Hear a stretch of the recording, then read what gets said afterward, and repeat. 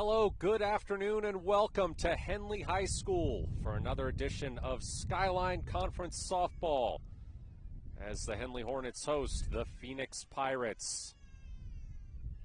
Matt Bowling here alongside Kevin Petrik under some pretty thick cloud cover here. It's been a rainy afternoon in Klamath Falls, and we're going to hope it stays away from this field as we try to kick off the second half of Skyline Conference play in the third matchup of the season between the Hornets and the Pirates. These teams first met for a doubleheader at Phoenix on April 6th, and it was a complete domination by Henley. 24-0 in the first game, 11-1 in the second. Hornets riding high off after they kept their 12-game winning streak alive with a six-run comeback in the second game of an abbreviated doubleheader over with Crook County on Saturday. Hornets got down 6-0. They trailed by 5, 8-3, heading into the seventh inning. They rallied to tie it up. They scored their last two runs with 2 outs, ended up winning 9-8 on a walk-off walk in the ninth inning. One of the best games we've seen all year.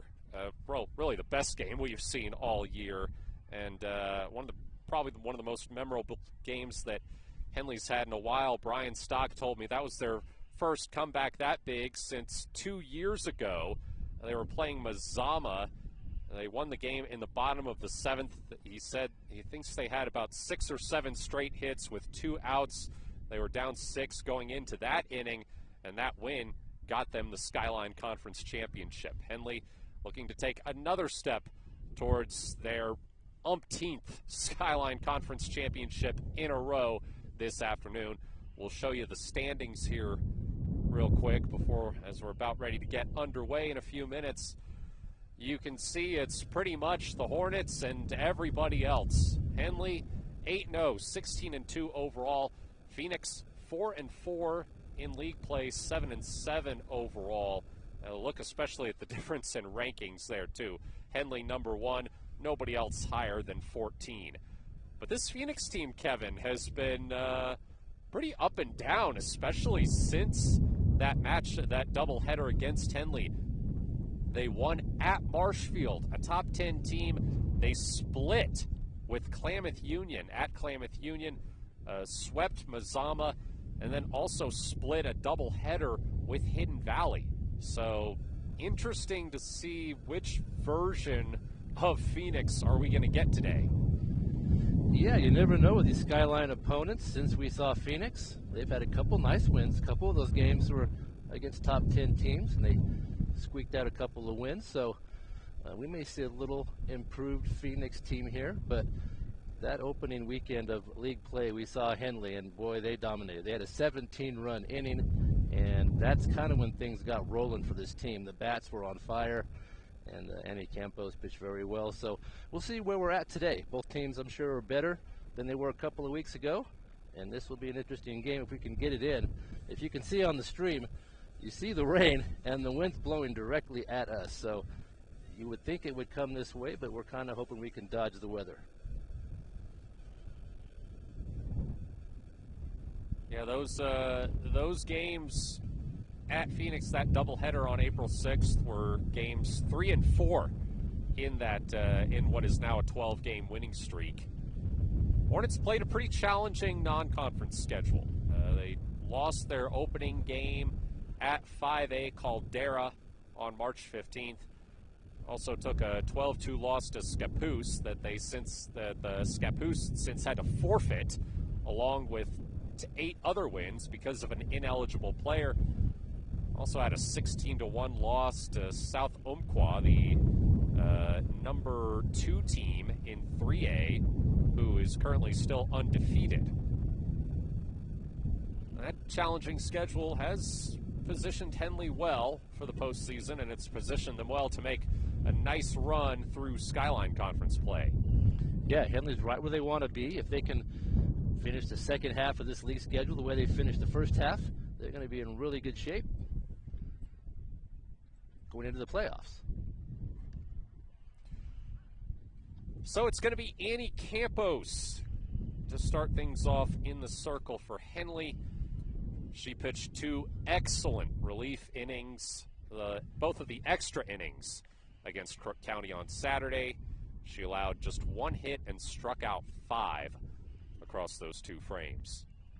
Yeah, she got a little work as a closer, which she doesn't get to do very often, but she did come in the end of that game and picked up that was a wild game, and it just shows Henley, they can do what they need to win games, and that's usually what a championship team will do, and they definitely did that over the weekend. 2 nice wins against Crook County. All right, looks like we're about ready to get underway here.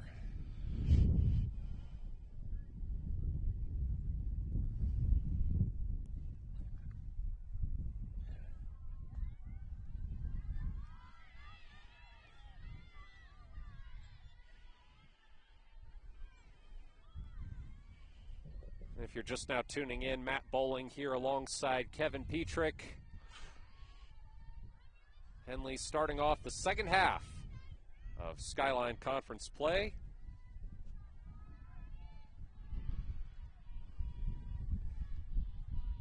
And the first pitch from Annie Campos is tipped off the glove of Belle Birch.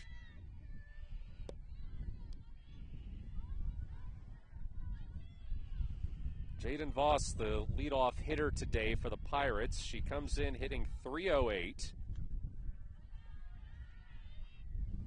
8 RBI.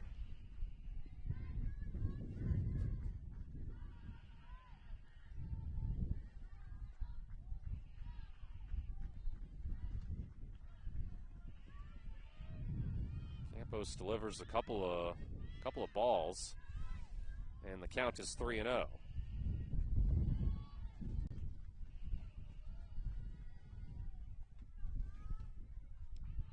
Voss went hitless in both of the first 2 games against Henley, and here she walks.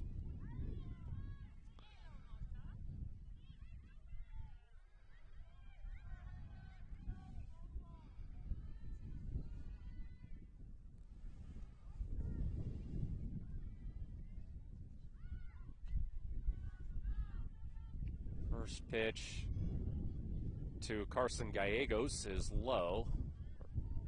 Right on the bottom of the zone, it's a strike.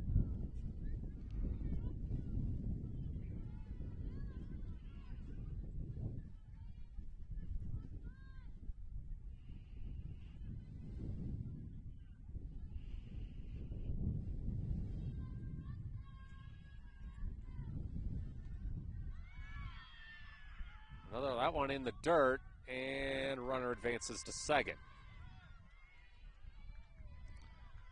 Pretty good throw there from Bell, but didn't quite get her at second. So for Henley, it's Campos in the circle, Birch behind home plate. In the infield, it's Gracie White at first, Samantha Moore at second. As Campos sends one to the backstop, and now the runner's on third. Campos doesn't walk many batters, but if she does, she tends to do it early in the game. She tends to get stronger as the game goes on. So try to find her rhythm here. Jillian Vickery at shortstop. Hayden Higgins playing third base today for Henley as Campos delivers a strike. In the outfield, it's Leliana Segura in left, Anna Harper in center, and Susie Nichols in right. 2-2 the count to Gallegos. Runner on third, nobody out, and Campos sends her down swinging.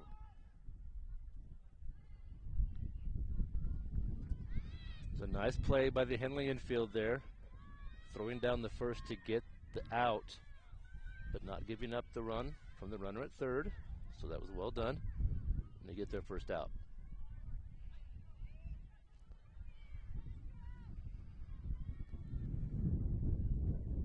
So one out with a runner on third.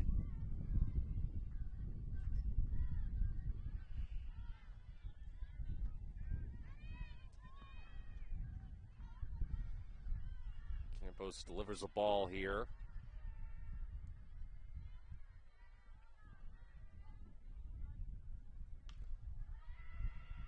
Hit right to second.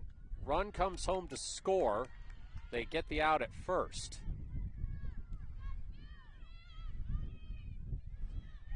In that first doubleheader between these two teams, it took Phoenix all day to get a run, and they got one already here in the first, so that's a good sign for them. They pushed that runner across. Ground out RBI for Keely Woodside.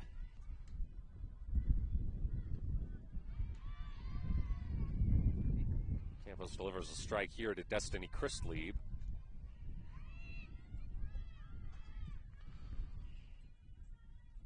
Christlieb in the doubleheader on April 6th was 1 for 2 across both games.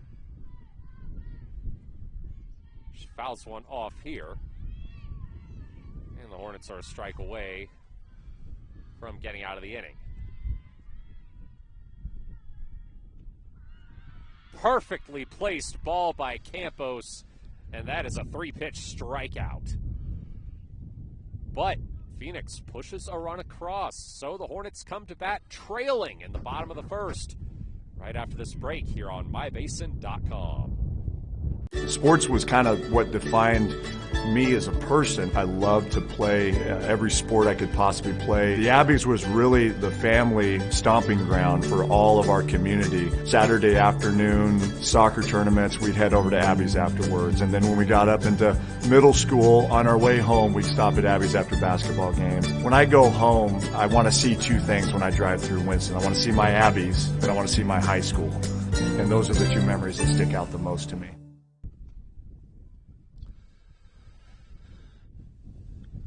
Henley trailing 1-0 as they come to the bat here in the bottom of the first, despite not giving up a hit. Leadoff runner got on with a walk, able to advance to second and then third on a couple pass balls. Scored on a ground out. Yeah, that's the advantage of getting that first batter on base. We talk about it all the time, but getting that leadoff runner on base, you can do a lot to score that run, whether it be through a sacrifice or a couple stolen bases. So good work by Phoenix to get a run there in the top of the first. Anna Harper leading off for Henley. She was the one who drew that game-ending walk with the bases loaded in the bottom of the ninth in the second game against Crook County on Saturday. Anna likes this Henley home field when this wind is whipping like it is. It's going straight out to center field, and she's got enough power. She can get the ball high in the air, and it can carry over, and she's done that a few times. She leads the team with 5 home runs. Currently hitting an even .500. She takes the first pitch low.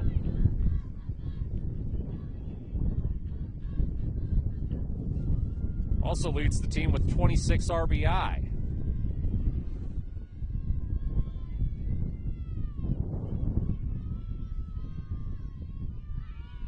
The 1-0 popped behind the Henley dugout.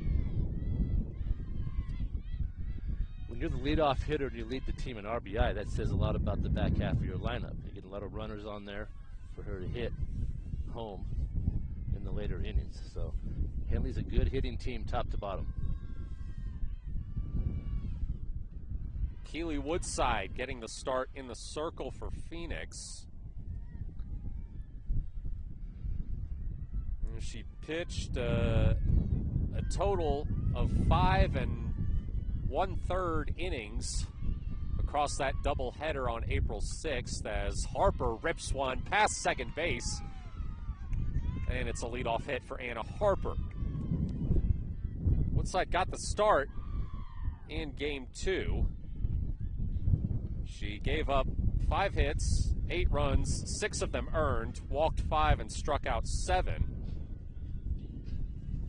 This Henley lineup has been tough for many pitchers this year. But Woodside probably had one of the better performances we've seen, as she sends a pitch low, allowing Anna Harper to steal second. Good work from the Hornets there, taking advantage of their lead runner. Getting on base here in the first. Samantha Moore hitting .467. 1 home run, 18 RBI.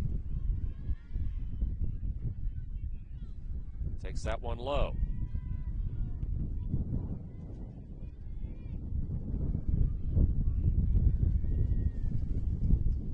Moore was 3 for 5 across both games of the doubleheader at Phoenix. And here's a pass ball that's going to allow Anna Harper to go to third. And make it a 3-0 count to Moore. We've seen this before. This is just like the first inning. the top half for Phoenix is very similar. Runner at third base. The 3-0 from Woodside.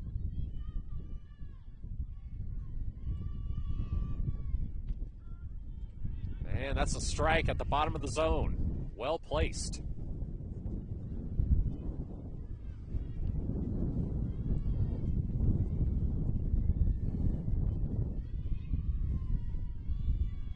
Three-one the count. Driven to left field, off the glove. Harper comes in to score, and Moore advances to second. That was good base running by Moore right there. Even if it's a pop-up and you think that they may make the catch, you just got to sprint. In that case, she made a good turn at first and was able to get to second base easily. It'll bring up Annie Campos, who's hitting .518, 3 home runs, 24 RBI. Since the first pitch foul toward the Phoenix dugout.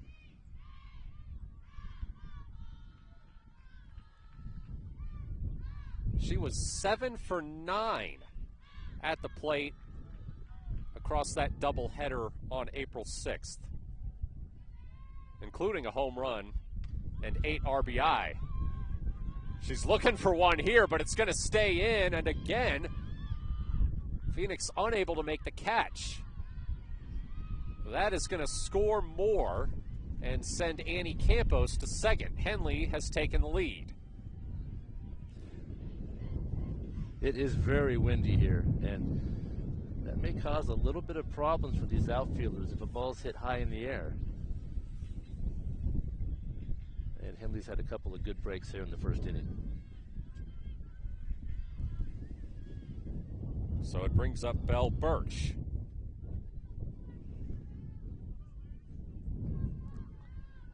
Henley has taken a 2-1 lead with nobody out here in the bottom of the first. Runner on second.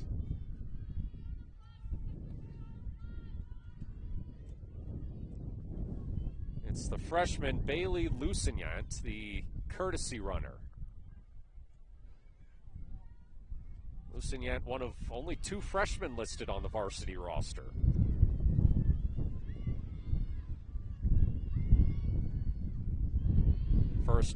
First pitch to Birch is low.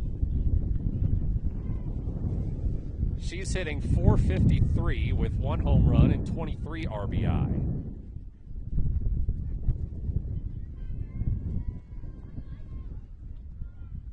Takes strike 1.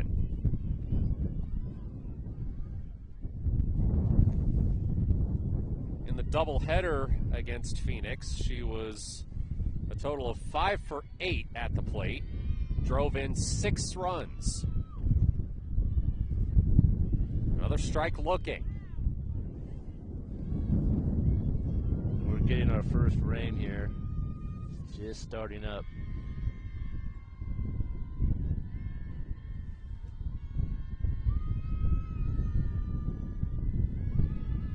The 1-2 to Birch. That one's low. Henley showed a lot of discipline at the plate, and in their Saturday doubleheader. And we're seeing this team become even better hitters, waiting for that right pitch. Count to Birch is 2-2. Umpire calls time.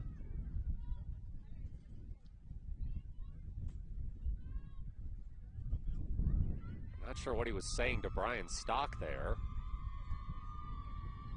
but having a word with him over at third. Swing and a miss. Birch strikes out. First out of the game for Phoenix. Give you a quick rundown of the field. It's Keeley Woodside in the circle. Olivia Cruz at catcher. Kendall Haywood at first. Jaden Voss at second. As this one's popped up and caught for the out off the bat of Leliana Segura. So Voss at second. Addie Bright at shortstop. Dakota Destiny Christlieb at third. In the outfield, it's Violet Harper in left. Carson Gallegos in center and Julie Johnson in right.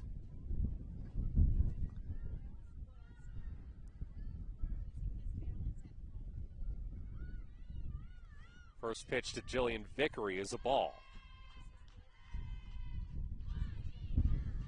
Vickery's hitting .351, 1 home run, 18 RBI.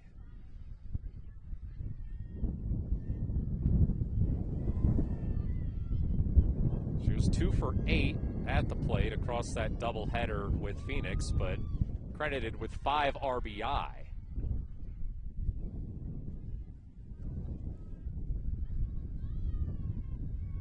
She's got a 2-1 count here.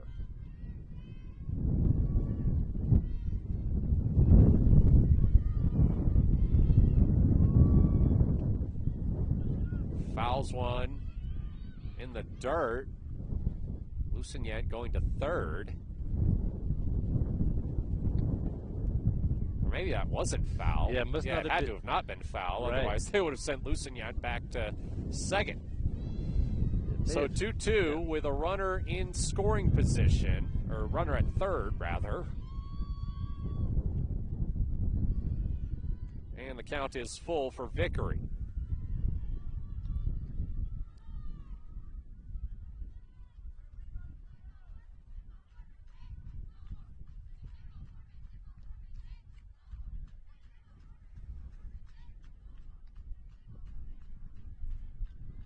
The 3-2 from Keeley Woodside. Slapped to short, and they will get Vickery at first. Henley leaves a runner at third, but scores 2 to take the lead. Phoenix will try to respond in the second. Matt Bowling here alongside Kevin Petrik. You're watching Henley Softball on mybasin.com.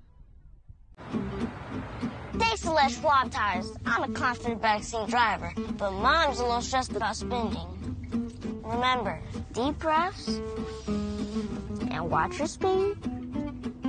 Even though we're watching our wallets, Les Schwab is still watching out for our safety. So start here. During the Les Schwab Founders Celebration Sale, save up to $150 instantly on select sets of 4 tires. Les Schwab Tires, doing the right thing since 1952. Phoenix gets 3 outs in a row to end the first inning after Henley takes a 2-1 lead. Pirates now looking to come up with a response here in the top of the second. Yeah, Woodside actually pitched a pretty good inning for Phoenix. She struck out a batter, and then she provided her defense with some pretty playable balls, and they had a couple mishandled hits there. She could have got out of the inning, so a good first inning for Phoenix. They only trail by 1. Kendall Haywood leading off for the Pirates. She's hitting .298 with 1 home run and 17 RBI. She was 1 for 5 at the plate over the course of the doubleheader against Henley on April 6th.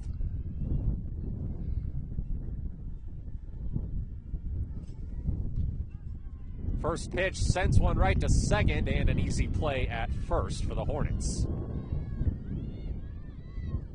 That was played just right by Moore. Quick out. Those are the kinds you like. I think you'll take that every time as a pitcher. One pitch, one out. Yeah.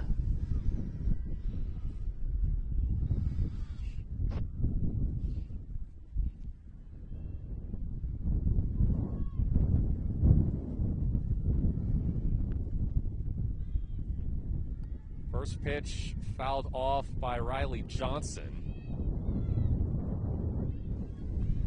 She's hitting .286 with 7 RBI.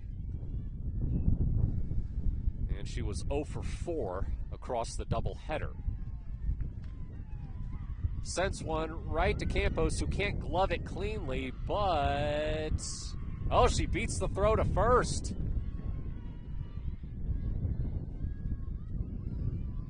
It's a really close play over there. Thought they may have had her.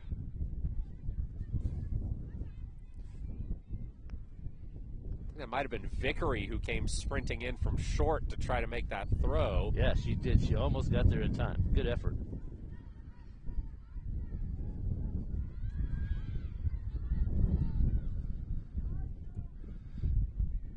Teams are quick to try to bunt against Henley. They have trouble hitting Campos. She strikes out a lot of batters. So a lot of coaches will try to bunt that runner over if they get a runner on base. That's what they'll do. Take their chances that way. That one fouled off by Violet Harper. Hitting .286 with 11 RBI.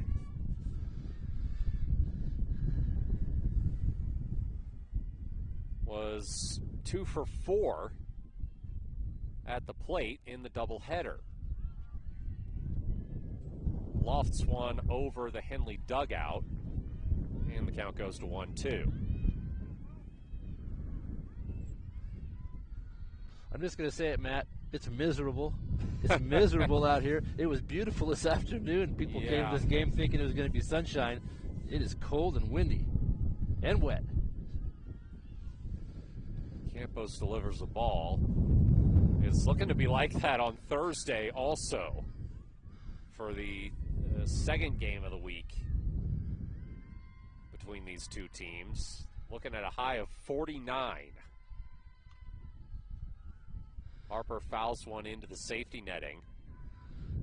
A lot of the fans that were sitting here in the outfield have moved because you have that combination of wind right in your face and a little rain with it. So they're going behind the backstop. Try that seat. Yeah.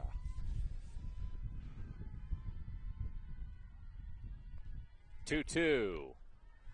Upstairs, count goes full.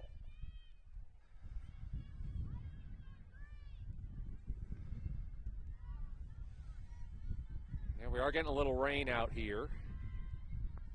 Just a few drops for now. As Violet Harper pops another one over the backstop.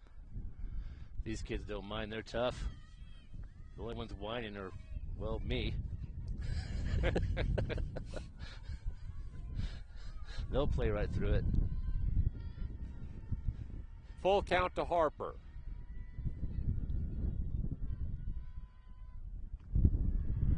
And she walks. Phoenix showing a little discipline of their own at the plate. Now they have 2 base runners aboard.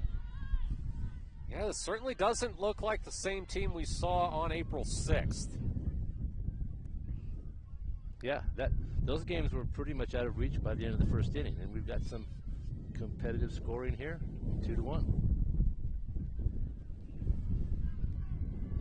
So a chance for Addie Bright to tie this game back up. Takes a big swing and a miss at the first pitch. It's only hitting 160.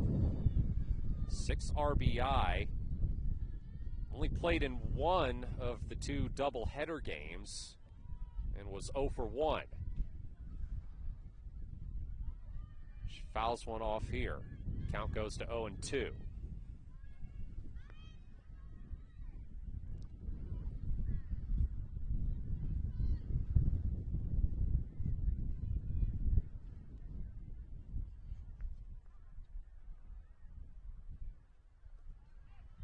That one set over the head of Birch. Runner goes to third. They can't get her.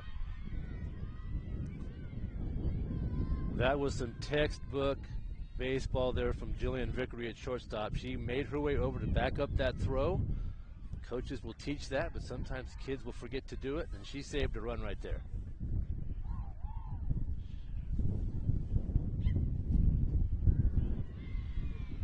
And Bright strikes.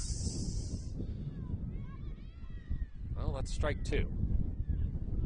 No, I think she got her. Yeah, she did. Little hesitation there. Seems like the scoreboard might be having some issues again.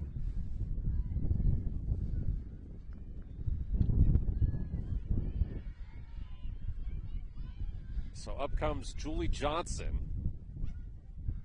who's hitting 156 with 5 RBI and was 0 for 4 at the plate against Henley on April 6th. She fouls one off. We've seen Henley do this a number of times this year. They have a knack for getting out of the inning without giving up a run. Sometimes they'll load the bases or have 2 runners on like they do now. Somehow avoid giving up a run. We'll see if they can do that again here. Swing and a miss, strike 2.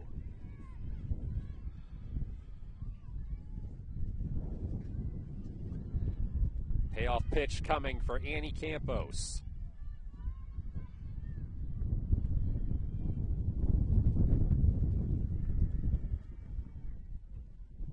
Fouled off.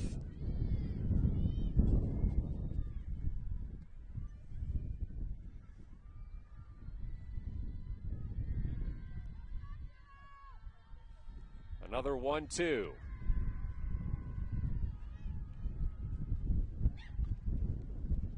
And another one fouled off.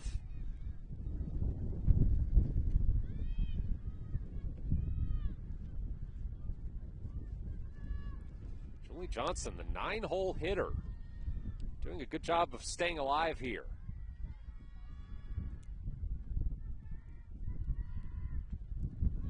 But she takes a big whiff at that one. What a changeup. Great pitch. Annie Campos with back-to-back strikeouts to strand 2 in scoring position.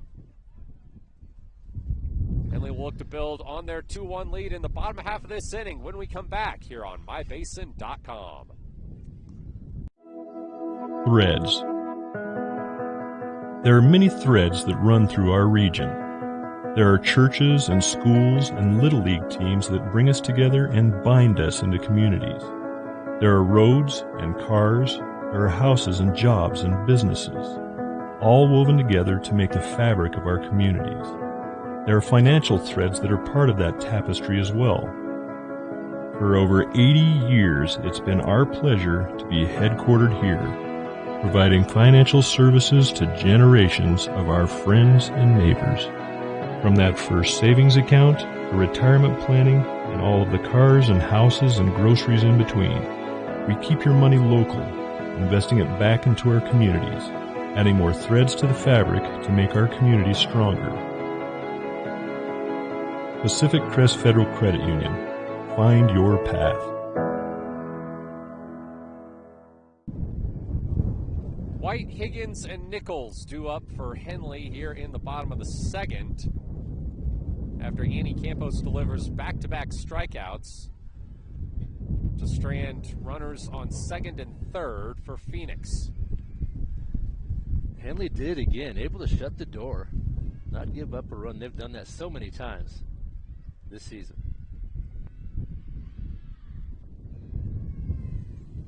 Gracie White takes ball 1.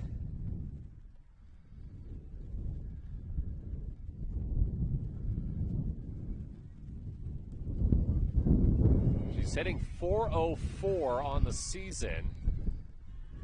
And she takes ball 2. 2 home runs, 19 RBI. Both of those home runs came in the same game against Klamath Union on April 11th. Here she fouls one down the third baseline.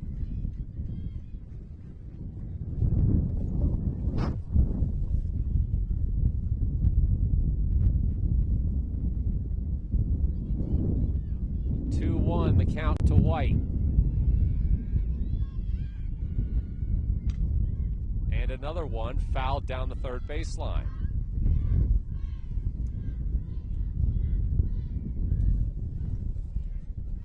The wind is really strong out here, and the rain is coming down a little bit heavier. Got the umbrella over our equipment, so shouldn't have any problems there. We've gone into rain mode out here, so you may see me drying off the camera a little bit there every once in a while.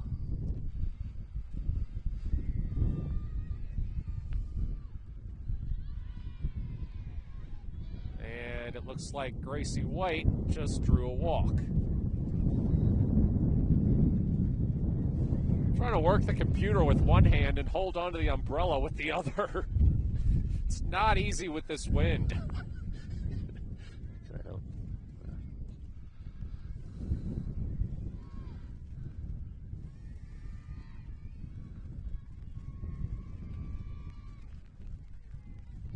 So here is Hayden Higgins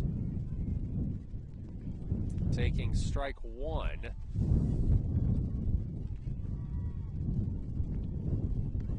Higgins, not a normal starter for Henley. More likely to see her as a courtesy runner. She fouls one down the third baseline. She's hitting .267 on the season with 5 RBI. Did play in both games against Phoenix. Only got 1 plate appearance, though.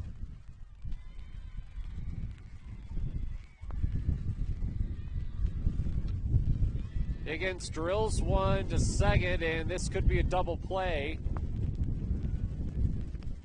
But Higgins beat the throw to first. Good work getting that lead runner. Higgins is safe at first.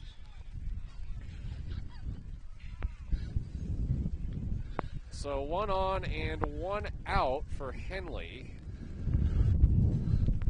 And they're going to run for cover. Yep. We are in a rain delay here at Henley. Not much for us to do except wait this thing out and try to keep the equipment dry. Now we're going to take a quick break here while we still fighting this one. Comfortable and not corporate. At Clown Falls Subaru, we built our business on that simple promise. Well, that and some of the best people you're ever going to meet. Hi, I'm Rob Cedar, General Manager at Clown Falls Subaru. Our 62 employees make it easy for us to live up to our comfortable, not corporate philosophy. Friendly faces, easy answers, straight talk, fairness, and exceptional service. These are the things you expect. These are the things that all of our people deliver. Our management team, sales pros, certified service and body shop techs, lot attendants, and detail experts are all 100% focused on you. Local people putting their friends and neighbors first. At Clown Falls Subaru, that's the only way we do business. It's comfortable, not corporate. Our team members also spend hundreds of hours each year supporting local charities and events through the Subaru Love Promise. That's the kind of people they are. We're very proud of them. They're your friends, they're your neighbors, they're glad to know you, and they want you to be glad to know them too. I'm Rob, and this is what makes us comfortable, not corporate.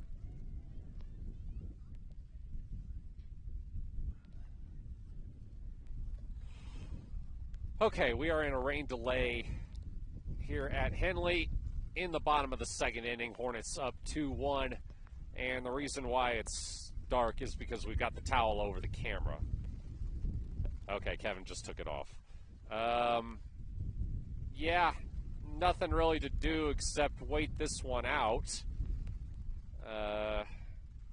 So we're just going to step aside and try to keep the equipment dry.